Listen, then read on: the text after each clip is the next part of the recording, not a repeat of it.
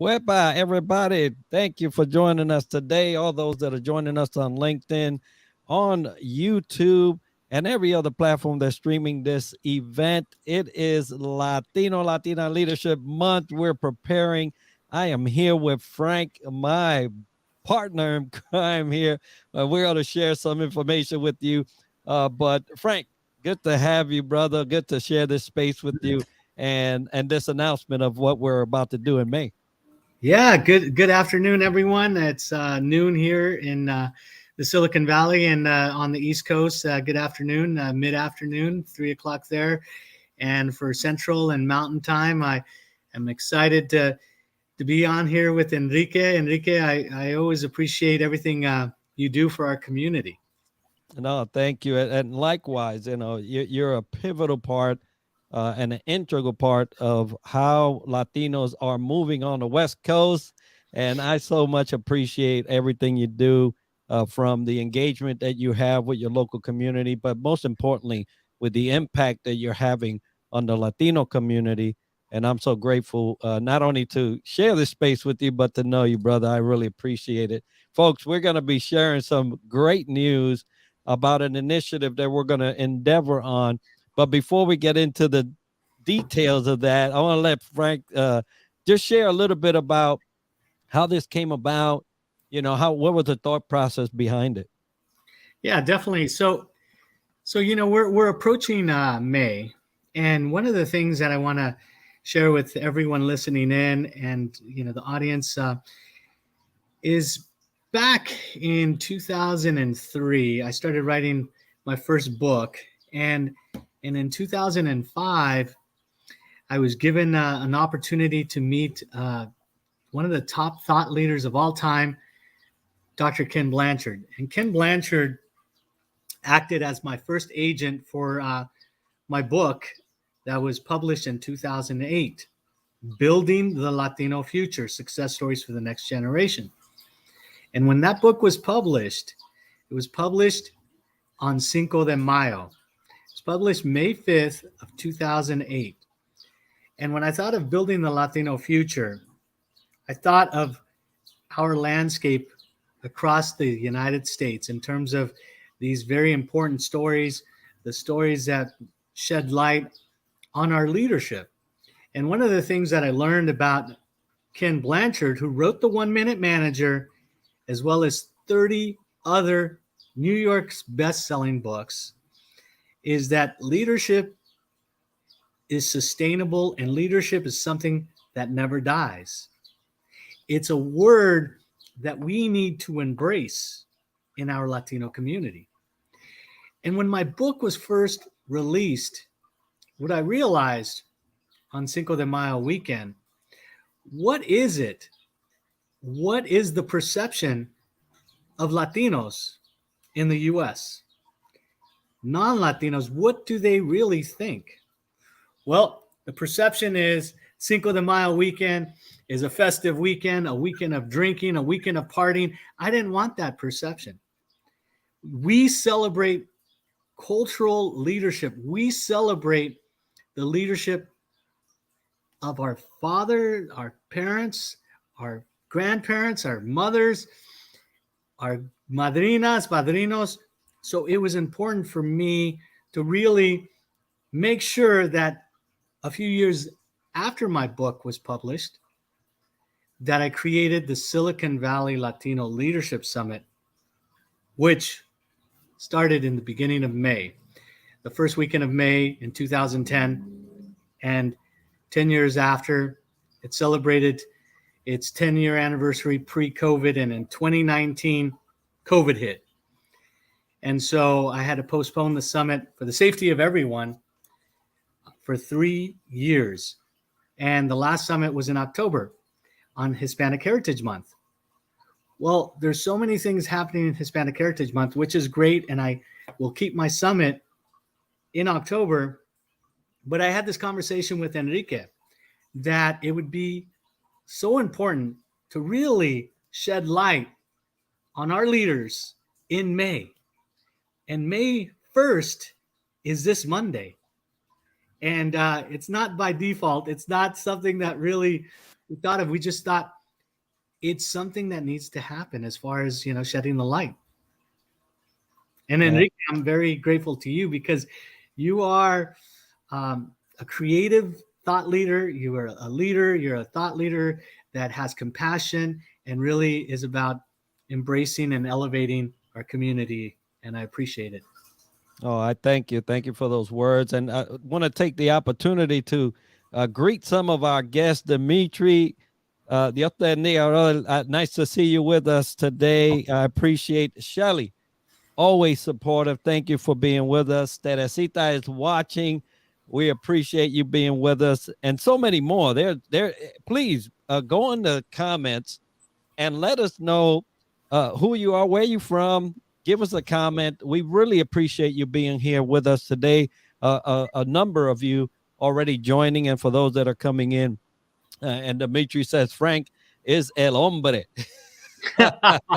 Dimitri, Dimitri, I just want to mention to Dimitri and Enrique, and for folks listening in, that it was an epiphany just recently that I reflected back on how I met Enrique and Dimitri, and it was through a good friend of ours, Eduardo Ibachi, Eduardo X, who passed uh, last August. Yeah. And it was the first week of August. And, one of the things that Eduardo had was a sense of connecting us with compassion. And for Dimitri, I really honor those words, el hombre. Thank you so much. And all the way from Guatemala, thank you for joining. Definitely, and for anybody that's with us today, please let us know where you're joining in from. We'd love to have you participate in the chat and in the comments. But as Frank was alluding to a lot, there's a misconception, right? Cuando se trata del día del 5 de mayo, and Claro. usually it's because we've allowed that misconception to go on for so long, That's and right. and we That's haven't right. owned our own heritage. And so, although I'll tell you, right, Cinco de Mayo is a pivotal moment in Mexican history. That is when they overcame the French. And that day, it's amazing, and we'll talk about it here in a little bit. We'll have a little discord with comments towards that day, but it's definitely not a day of debauchery and alcoholism and all the things that have been now portrayed, Yeah. and basically it's taken over a day that was so great, and now it's become a just another pastime. And I, for one, as a Latino, I don't want to just stay lying down letting somebody else dictate where our heritage and our history came from. I want to make sure that we keep that intact. And so we're going to possess the month of May, and we're going to dub it Latino Latina Leadership Month. And we want to make sure, because, Frank, there's just so many like you that have come from a first generation. Yeah. Your kids are second generation. There are folks that are still coming into the country. And really becoming part of the fabric, really helping the economical state of the nation, really giving their all for the nation to prosper. And we have to give honor where honor is due. Yeah. And there's a lot of leaders out there doing great things. Some number of them just rolling through my head right now, Yeah. that we want to make sure and take part and make sure to highlight those leaders for the month of May. And May, we just really want to make sure that we bring awareness to the Yeah. hard work, Yes. and Yes. dedication that these leaders commit to on a daily basis. And one thing I wanted to mention, Enrique, with everyone listening in, and through our connections in our large network, together we are stronger. But at the same time, I just want to make sure that Enrique and I had this conversation, that this is the first May of this initiative. So next May please note that we want to make sure that every year, if for some reason you're not spotlighted this month, don't worry. You will be spotlighted, because I just want to make sure that everyone knows that we are growing rapidly in terms of leadership in various industries. It's not just technology. I live in Silicon Valley, and I always emphasize that STEM or STEAM shouldn't be the only focus. Right. In terms of leadership, if you are an owner, for example, of a restaurant, let's elevate our restaurant entrepreneurs. Let's elevate all folks that are in a space where they're passionate about their work, because work is just a word, but passion is what really drives a person to grow. And to grow is to make sure that as you're growing, you want to lift others with your personal growth. And that's what I call professional growth, because it goes hand in hand. And we cannot just focus on, in the Silicon Valley, I always have this debate that it can't just be focused on STEM and STEAM. It really has to focus on inclusivity of all industries. That is what defines leadership. Leadership, the word, as Ken Blanchard once said, it's sustainable. It's something that never dies. As we grow, we are growing towards providing legacy for everyone behind us. And the fact is, there are leaders in every industry. It doesn't Exactly. matter if it's the janitorial services all Yep. the way to, CEO, Fortune 500. There's going to be a leadership structure. And so there's leaders in every capacity as we're going through these highlights. And I'll tell you, Yep. we're going to highlight 4 leaders a day throughout the month of May. And the initiative starts May 1st. And we also want to recognize the International Workers' Day, which is commemorating the historic struggle of working people worldwide. Now, in the U.S. and Canada, they focus on Labor Day, which is in September, so they Right. don't celebrate the May Day as the rest of the world does. But we want to recognize the fact that there are hardworking Latinos and Latinas and other nationalities, right? Shelley was just mentioning that she came to the country in 1984 as an early in her early teens, right? And there's others that are also detailing when they came to the country, but undoubtedly movers and shakers that are taking, harnessing the power of what it is to be their own, and we want to make sure that we highlight that. Now, when we talk about Latinos and Latinas, there are a lot of folks that just say, "Well, this is what they do," and you Right. mentioned STEM and STEAM, right? Yeah. Yes, we love it. We love, Dimitri is in technology himself, right? He's doing technology, and I remember talking to him, and he was like, "What I love about technology is that I'm back in Guatemala now." Yeah. Loving Right. being with my family and being in my home, and I could still lead and I could still use the technology and work for a Yeah. company in the US, right? So that was good. Erika and Cecil out of Miami, Florida. I know you spoke to her not too long ago, so did I, and she's doing great things in the industry of owning your own business, right? Yes. With Wendy's Yes. Yes. and franchising and things like that. So we have so many great leaders, Frank, doing so many things, and it's just fortunate that we would be the voices, right? The voices to herald their names as we go through the month of May. Yeah. And you mentioned Shelly. Is that Shelly Romero? No, no, no. That's Shelly Jeff Coach. She knows me. We're Okay. a part of the veteran Hi, community. Shelly. Oh, Yeah. great, great, Yeah, great. she's always supportive, and I love her for that. And one of the things that Dimitri understands about technology is the word compassion, and how he mentors folks to really understand that it shouldn't be an industry that's scary, as far as math and science. We should embrace folks who are mentoring others to get into the industries here Right. in the Silicon Valley. It's sad to say that there's only 4% that are Latino, Latinx that fill the positions of middle management in the Silicon Valley, and then less than 2% in the executive level.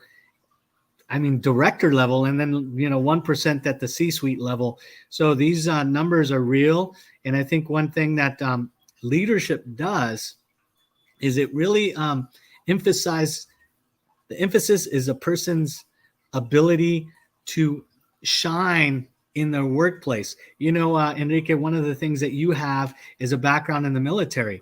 And I Right. think one of the things that we learn, whether it's military, whether it's athletics and sports, or whether it's, for example, being the big sibling in your household and having to be the caretaker. As we know in the Latino community, our parents had to work 2 or 3 jobs. Right. That's leadership. That is leadership. Cuando tu mamá y tu papá dicen, cuida tu hermanita, tu Yeah. hermanito. Those are characteristics that really shape us. And for those reasons, we have to embrace every person's story and journey. And so, in spotlighting for a day, folks are going to learn that, wow, that Latina or that Latino, I could do the same. I could be that person. I am that person. Right. And so for us, it's important to share the commonalities and not the differences, but the things that we have in common. That's correct. Now, Ricardo Munoz joined us. Thank you, brother, for he says, keep up the great work, mi gente. Thank you so much for el apoyo. We really appreciate it. Now, this initiative allows us to pay tribute to our parents and our Yes. grandparents for making the sacrifices to succeed here in the U.S. There are some of us that are first generation, some third, second, and the like. And some of our kids are now becoming the second generation and so forth, right?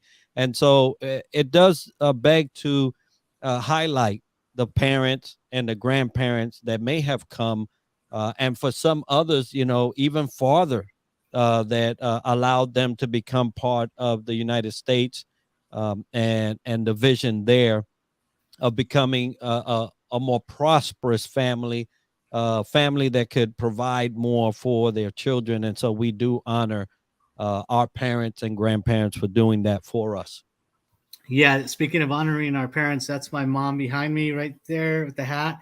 And one thing I share is the spirit of entrepreneurship. My mom, she worked in a cannery in the Silicon Valley back in the 70s and 80s. There was a lot of orchards, right? And behind me, where I live here in Santa Clara, in the Cupertino, Los Altos area, was Steve Jobs and Wozniak's garage. But surrounding those areas were orchards where a lot of the Mexicanos, the Latinos worked in these fields. And my mom, after the field work, she worked in a cannery. But I share this story about my mom on weekends. We had nopales, we had cactus in our backyard, and she would cut up, the cacti into small pieces, put them in glad bags, selling them door to door. And that is where I learned the spirit of entrepreneurship. I know that many of us listening to my stories share the same story, that we have that DNA makeup of entrepreneurs, and to be, 2 G's, the grit and the ganas. And so, Enrique, I know I shared the two G's with you, and you share them as well. So I just feel that it's important that May is also a month to share your stories. As we post daily, you'll see some familiar faces, and I would like for you all to participate in terms of either it's your story or make comments so that we know that we're all in this together. Yeah, and absolutely. If you do have someone during this time that we're sharing these individuals, please in the comments put them down, let them know how you feel about them, because this is the time where you'll Yeah. have that captive audience, and we would love to learn about them. And that's another thing, you'll be able to share about some Latino or Latina that we don't know, and maybe we can start to support them in our efforts as we head down year after year, which is now a yearly calendar mark in my May for making sure that all the Latinos and Latinas that are doing great things are highlighted. But Yeah, you yeah, know, we exactly. have such a our community is a source of diverse and dynamic leadership. We have Hispanics in space. We have Hispanics doing architectural work. We have Latinos, Latinas doing all kinds of great things in our nation. And for those listening, right, if for some reason they don't get highlighted during this time, please take the opportunity to do that through the comments, because we would really love to know about them. Uh, Yes. Yes, definitely. And if there's any questions right now, please feel free to ask. I know what's important is this to be an open forum to provide any of your experience or perspective on why this is important. And Enrique mentioned something that really drives us, and it's the economy. One thing is for sure is we are big contributors to the economy, and I want to share this personal side of what I reflect back on. This is my first book, Building the Latino Future, and I go ahead.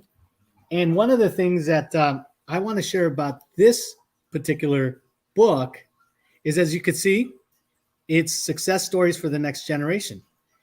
And success stories for the next generation really is not so much about us, it's about the legacy that we leave behind, making sure that our future is going to be great. And I just want to mention, God rest the soul of Harry Belafonte, who passed yesterday. And last night I was and Enrique, you're gonna realize how we're perceived. So last night on Peacock, they have a Harry Belafonte special where he was the first Black American to be on the Johnny Carson show for a whole week. And this was in the 60s. And that's game changing, right? mhm. And as the segment progresses in Peacock, what I found out was very profound. Mm, And I found out this is where we're being left out. mm, So there was a black gentleman who was part of the documentary of Harry Belafonte, and he said, "White America and Black America," which is fine. And as they're showing backgrounds, I said, "Wait a minute! I see some Latinos in this crowd and Asian Americans." So my point is we are contributors to this economy. We have to be mentioned on a daily basis, not just, for example, Hispanic Heritage Month. So the lifting of May is not only for a month long. Obviously, that I showcase folks every day. But if I was a consultant to Peacock, I would have said, you left out a lot of other communities, which for me, that is the source of why Enrique and I are doing this for May, is to show that we're a big part of America. We are America. yeah, definitely. You know, and you see the flag is in the background, and that's on purpose because we are one nation, right? I served 26 years in the Navy. Yeah, Yep. I was willing to put my life on the line Yep. if it came to that. Thankfully, and in my case, it did not come to that. But I was, and I knew what that meant, and I did go in a war zone, so that could have been a possibility. The thing is that we can't label or signal out a particular thing when we're all American. And That's when right. we're all American, we contribute as Americans. And the same pride runs through all of our hearts and minds when we talk about America and the nation that we live in. And so sometimes those missteps happen, and they happen on a grand stage like a TV program.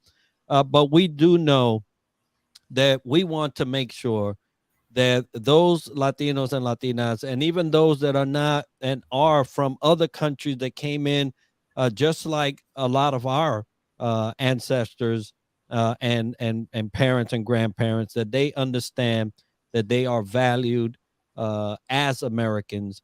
And Teresita wrote that I also learned through my mother as well.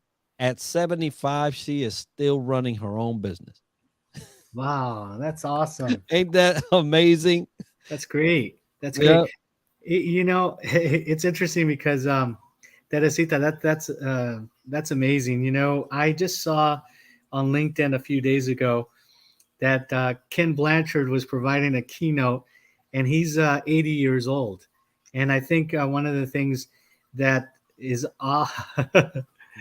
that's yeah, exactly, Erica. One of the things that I think is important is a phrase that Ken Blanchard used. You know the phrase, "Oh, when are you going to retire?" He's like, "I'm not going to retire. I'm going to rehire my battery." And I feel that there should never be that term retire. I just feel that we have too much to offer to the very end. And I know that it's either A, running your business, B, volunteering, C, mentoring. And mentoring is a big key for what we do for our community. Because, you know, I just feel just before our call today, I met with a person who is thinking of writing a book, and her name's Anna, and she was talking about how she has a powerful story, but at the same time, one of the things I shared with her is do not be distracted by naysayers that, Mm, you know, oh, it's too much work, yeah. it's going to take too long, you know, you need to have a lot of discipline. Tune all of that stuff out. Focus like my Golden State Warriors tonight, hopefully winning game 5. You know, it's going to be loud in Sacramento. It's going to be very loud. But what you do is you use loudness as a source of energy. And then when you tune it out, you are in your lane and you're focused. And my brother Phil, he says Harry Belafonte was a civil rights activist, just like Cesar Chavez and Dolores Huerta. Yes. Yeah. And Phil, oh, I know Phil. Phil, do you remember? I don't know if you've seen it, but on Apple TV, it's great with Sidney Poitier. Sidney, Harry Belafonte, Cesar Chavez, Dr. Martin Luther King, all of those guys were good friends. Yeah, amazing. Folks, it's gonna be such a pleasure to share not only like the information that we just talked about, how much we are impacting economics in the US, how much we are part of, the fabric of the success in the US, kind of like was mentioned here. Let me see, let me put and now this says LinkedIn, but this is Teresita, right? Her line of business is to provide tax services and immigration services, right? So bless her for what she does, even at her age, right? Wow, it's amazing. Could you could 75, you put still running. could you put that quote up again? Or Yeah, yeah. from Tennessee? I'd like to take a picture of that. That's oh yeah. See, that's exactly it. Is I want to say how important it is to provide advocacy for immigrants because my parents, as immigrants from Mexico, were very fortunate to come to the U.S. through a bracero program. And I was born in '69, but they arrived to the U.S. in the late '50s. And so, any type of advocacy or any type of service, as far as tax awareness or awareness of education for their first, second generation kids, is so important for us to continue to grow professionally. And you know, I'll share a little tidbit that I found out not so long ago, especially with my mom passing a couple of years ago now. Um, and I did not know how you don't know how poor you were until you hear these stories, right? Yeah, Now, I was born, and you see the background, Ponce, Puerto Rico, and so you know, natural born citizen. But when we came to the states, we knew no one because my mom took my sister and I and just left Puerto Rico. She knew somebody, and we didn't have a place to stay. yeah, So apparently, she was working, washing clothes for people at that time. And one of the people she washed clothes for said, "Hey, there's an empty apartment here. During the day, you can't stay in there, but at night, we'll work with the super and you could wow, stay overnight." But it was an apartment with no furniture. yeah. So apparently, my first years in the United States, I was from Puerto Rico, but in the United States, we slept on the floor. See, those are yeah, those are the stories that really, you know, not only show the resiliency, but show the strength of your mom. That is just so amazing. And I'm glad you mentioned Puerto Rico because growing up, my best friends on my block, the Matos family, were Puerto Rican, and one of the one of the kids, in East San Jose, his name is Ruben. He's like Frank. He's like, no offense. He's like, they always ask me if I'm Mexican. I said, no, I'm Puerto Rican. and he says, and he says it with pride.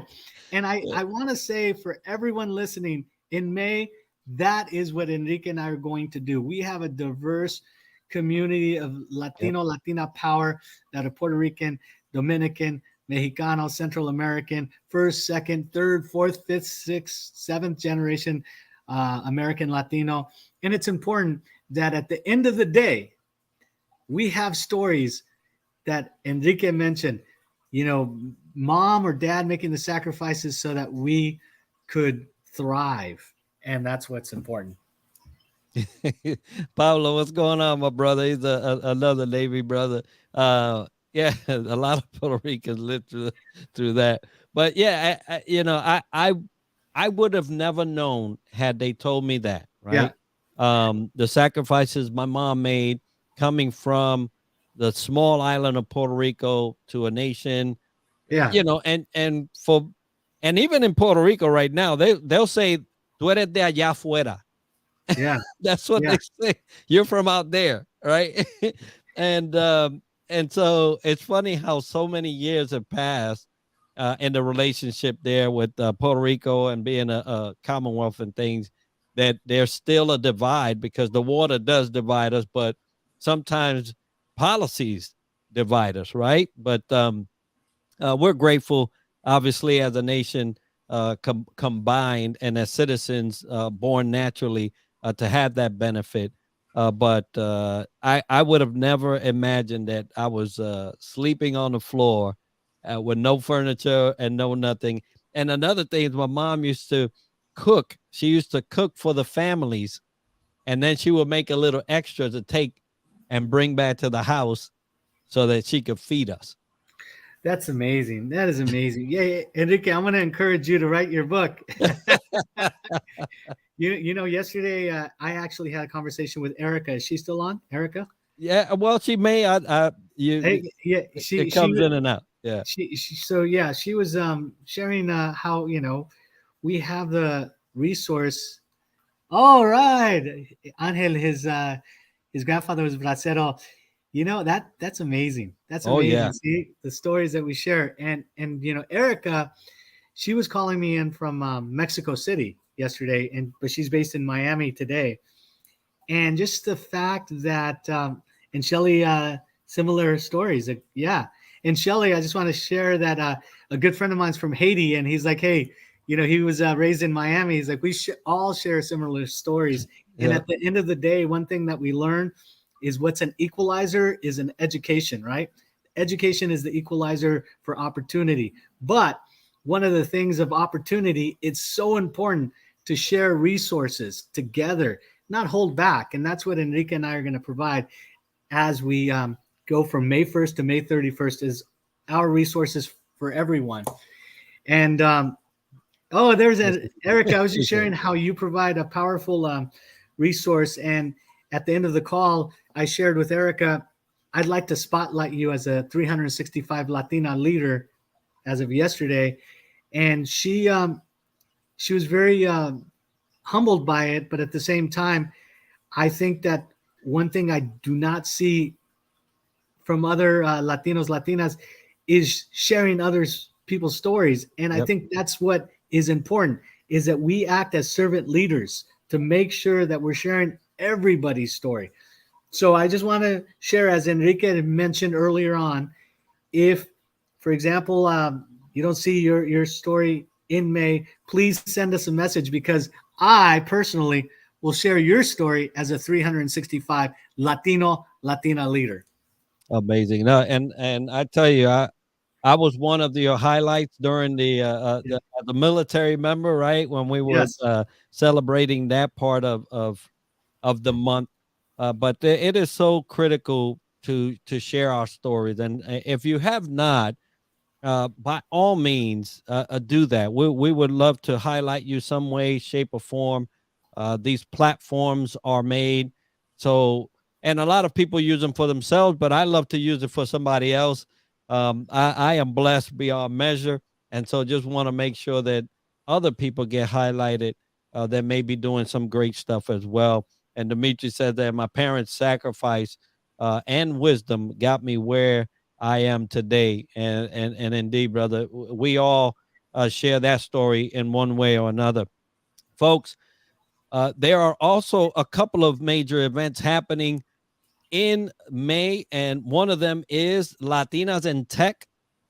We're loving it, and Dimitri's in Tech as well, and also the Angeles investors in Silicon Valley, right? And I'll let you, Frank, talk a little bit about Yeah. that. Yeah. So one of the things about Angeles Investors, it was founded in the height of COVID in March of 2020, and in April of 2020, I was asked to be an advisory lifetime member for Angeles Investors. And what they do is they find, fund, and accelerate small business entrepreneurs that happen to be Latinx.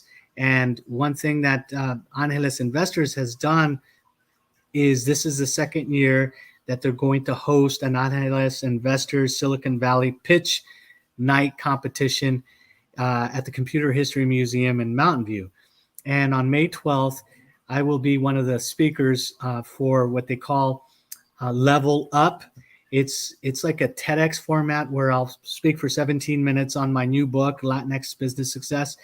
But the idea of Angeles Investors is really to identify individuals, making sure that they don't feel like they're in a silo, but make sure that we bring all Latinos, Latinas into an ecosystem of entrepreneurship. And Angeles Investors happens in the Silicon Valley every May. So that is a part of also the Latino Latina Leadership Month that from May 1st to the first weekend, we'll be spotlighting some of the members of Angeles Investors. All And right. so with that, you could email myself or Enrique, and I could provide you with the Angeles link. Or Latinas in Tech is also happening May 17th, 18th, right around there in the Silicon Valley. But one thing I know for sure is both Angeles and Latinas in Tech have a virtual component. So if you're not able to attend in person, Enrique and I could provide those links so you could virtually sign up to join in. And a question was asked, hey, how do we highlight somebody? Simply go to our daily post and take advantage of the comment space. If you Yep. want to highlight somebody, you want us to be aware of somebody, just put them on there, tag them, and let them know that they're appreciated. I know they Yeah. will love that. And we would love that. And if you are not connected with either myself or Frank, send us a connection request. Tell us, hey, I heard you on the show, or I saw you and we would love to connect with you by those means. Folks, this is the end of our time together. I know Frank has other engagement, and we just want to let you know that for the month of May, keep your calendars open because every day we will be posting 4 phenomenal leaders from the Latino and Latina community. As mentioned prior, if you don't see yourself in one of those posts in those 31 days, don't fear. This is going to be a yearly event.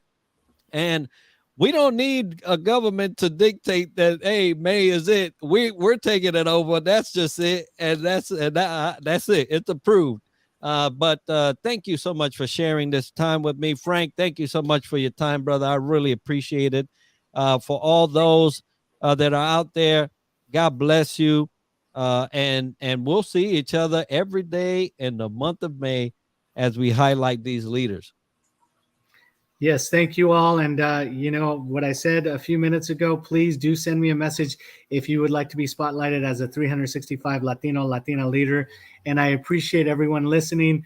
And it was always good to see our hermano Dimitri. That's right. And everyone, and Erica, keep shining the light. And everyone, please. I also, lastly, would like to say thank you for our allies. One who chimed in, Jamaican roots, and allies are so key for our growth because we all share stories that really push us up, not down.